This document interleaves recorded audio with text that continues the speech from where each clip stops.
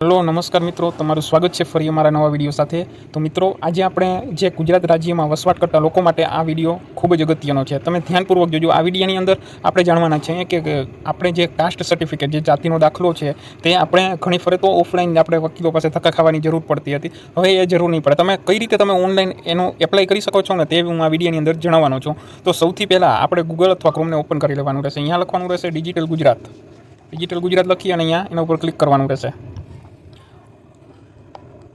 હવે એટલું થઈ જાય એટલે તમને અહીં જો સાઈડમાં લોગિન અને રજિસ્ટરનો ઓપ્શન આપેલો છે, તેના ઉપર આપણે અહીંયા ક્લિક કરવાનું રહેશે।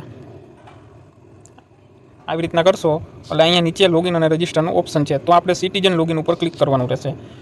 હવે આપણે સૌથી પહેલાં મિત્ર, જેની પાસે નવું રજિસ્ટ્રેશન નથી, જે સૌ પ્રથમ પહેલીવાર આવે છે આ પોર્ટલ ઉપર, તો તેના માટે અહીંયા ન્યૂ રજિસ્ટ્રેશન ઉપર જે સિટીઝન છે એના ઉપર આપણે અહીંયા ક્લિક કરવાનું રહેશે।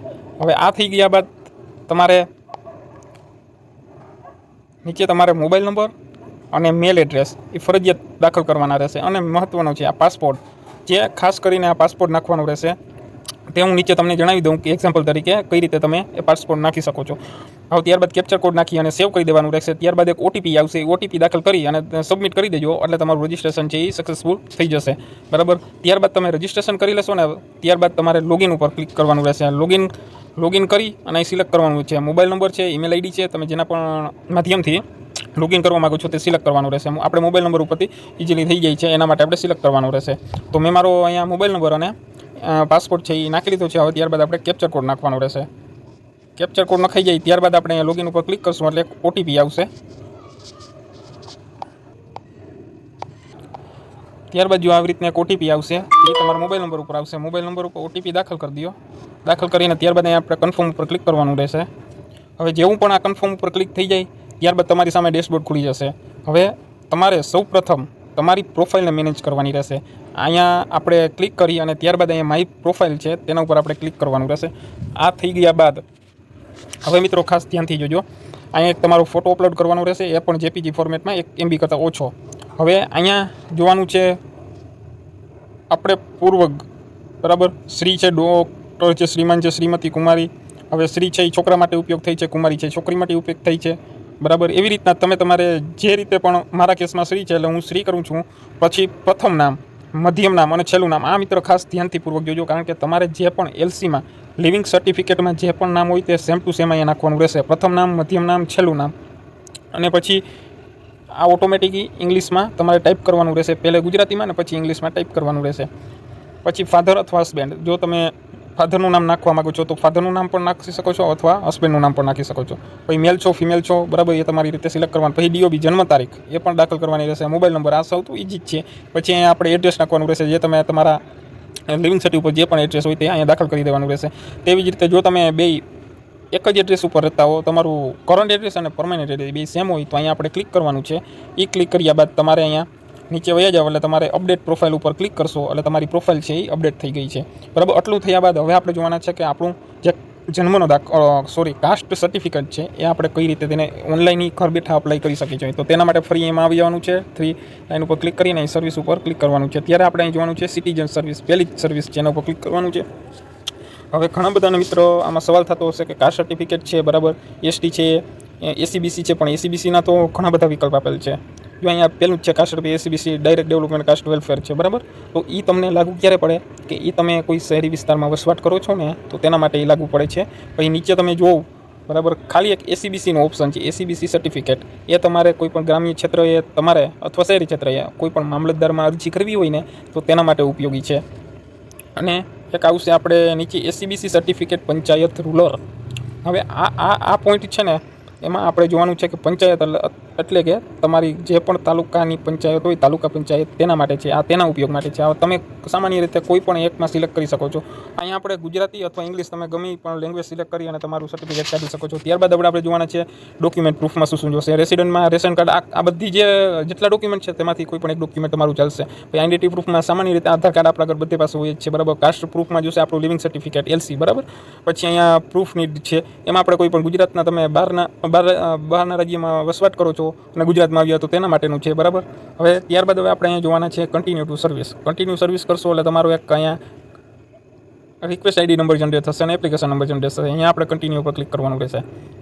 હવે કન્ટિન્યુ પર ક્લિક કરશો એટલે ઓટોમેટિક જે આ તમારી ડિટેલ્સ જે છે આપણે પ્રોફાઇલ આઈડી બની એમાં ફેચ થઈને આવી જશે, બરાબર.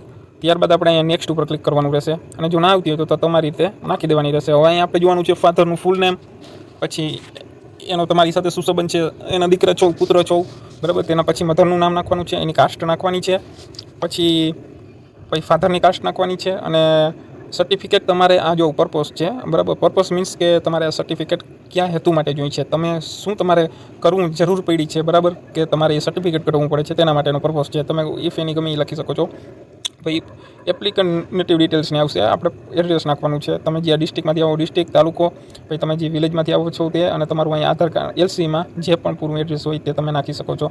હવે ફાધર એડ્રેસમાં પણ એવું છે, જો તમે ગુજરાતની બહારના છો તો અહીંયા ક્લિક કરવાનું રહેશે, બરાબર. અન્યથા તમારે ગુજરાતમાં જ રહ્યો છો તો આને એમને ખાલી છોડી અને તમારે બધી વિગત અહીંયા નાખવાની રહેશે. સ્ટેટ છે, પછી તમારો તાલુકો છે, વિલેજ છે અને એડ્રેસ છે, એ બધી વિગતો નાખી લેવાની રહેશે. ત્યારબાદ નેક્સ્ટ કરીને તમારો ડેટા સક્સેસફુલ અપડેટ થઈ ગયો છે. હવે અહીંયા આપણે જોવાનું છે પ્રૂફ ડોક્યુમેન્ટ અપલોડ કરવાના છે, બધા એટેચ કરવાના છે. હવે અહીંયા જોવાનું છે આમાંથી તમારે રેશન કાર્ડ, ઇલેક્ટ્રિસિટી બિલ કોઈ પણ હોય તે તમે ચાલશે, બરાબર. તે ડોક્યુમેન્ટ સિલેક્ટ કરી અને સાઈડમાં તમારે તેનો નંબર નાખી દેવાનો રહેશે. ત્યારબાદ આપણે જોવાનું છે આઈડેન્ટિટી પ્રૂફમાં આધાર કાર્ડ નાખી શકો છો, ગવર્મેન્ટ આઈડી પ્રૂફ તરીકે આધાર કાર્ડ નાખી અને તેનો સામે એનો નંબર સર્ટિફિકેટ જે આધાર કાર્ડ નંબર છે તે નાખી દેવાનો રહેશે. ત્યારબાદ કાસ્ટ સર્ટિફિકેટમાં true leaving certificate number leaving cert upload કરી શકો છો અને ત્યારબાદ તેનો આખો નંબર નાખી દેવાનો રહેશે. હવે ત્યારબાદ તમે જો મૂળ ગુજરાતના રહેવાસી હોવ તો તમારે અહીંયા કંઈ પણ કરવાની જરૂર છે નહીં, બરાબર. અને નીચે તમારે એક ફોટો અપલોડ કરવાનો રહેશે, પાસપોર્ટ સાઇઝનો ફોટો, પછી સબમિટ ઉપર ક્લિક કરવાનું રહેશે. ત્યારબાદ તમારી સામે એક આવો ઇન્ફોર્મેશન આવી જશે. ત્યારબાદ આપણે અહીં જોવાનું છે પે યુઝિંગ ગેટવે, આની પ્રિન્ટ પણ કાઢી શકો છો અહીંથી, બરાબર. પે યુઝિંગ ગેટવે ઉપર ક્લિક કરવાનું રહેશે. એ ક્લિક કરશો એટલે તમારે અહીંયા જ આવી જશે. જો તમે જાતે કરવા માગો છો, જાતે ટપાલ દ્વારા કરવા માગો છો અથવા ગુજરાતમાં મોકલવા માટે રજિસ્ટર આઈડીમાં કરવા માગો છો તો આપણે સિમ્પલી જાતે જ કરવાનું છે, તે આપણા માટે સહેલું અને સરળ રહેશે. ત્યારબાદ આપણે પે ઉપર ક્લિક કરવાનું રહેશે. હવે પે ઉપર ક્લિક કરશો ને ત્યારબાદ તમારી સામે આવું આવી જશે. હવે અહીંયા જોવાનું છે આપણે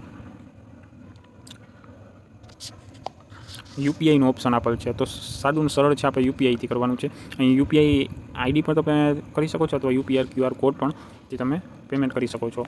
પછી પે નાઉ ઉપર ક્લિક કરશો એટલે તમારી સામે એક બારકોડ ખુલશે. એ બારકોડ ઉપર તમે પેમેન્ટ કરી અને તમે તમારી રીતે પછી તમે તેની પ્રિન્ટ મેળવી અને જે તે તાલુકા પંચાયતે તમે અરજી કરી છે તો તાલુકા પંચાયતે તમારે રૂબરૂ એ પ્રિન્ટ લઈને જવાનું છે અથવા મામલતદારની કચેરીમાં જો તમે અરજી કરી છે તો તમારે મામલતદાર કચેરીએ જવાનું છે.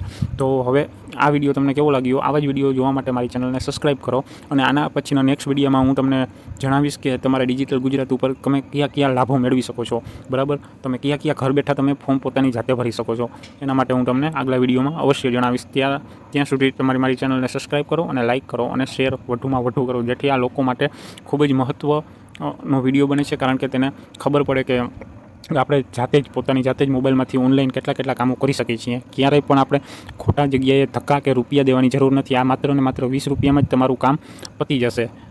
એટલા માટે મારી ચેનલને સબસ્ક્રાઈબ કરો. Thank you.